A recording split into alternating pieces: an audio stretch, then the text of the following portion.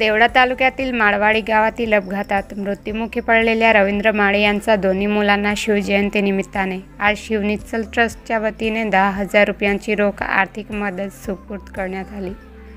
CH त्यावेळी आर्थिक मदतीसोबत या मुलांना शैक्षणिक साहित्य देऊन त्यांच्या इथून पुढील शिक्षणाचे पालकत्व शिवनिश्चल ट्रस्टच्या वतीने घेण्यात आले। त्यावेळी यशवंत गोसावी, खुशाल पवार, प्रवीण गांगुर्डे, मयूर बागुल, मोहित वाघ, रोशन बागुल, देवेंद्र बच्चाव, प्रितेश बच्चाव, आदित्य सोनवणे यांच्यासह शिवनिश्चल ट्रस्टचे सर्व सदस्य मोठ्या संख्येने उपस्थित होते।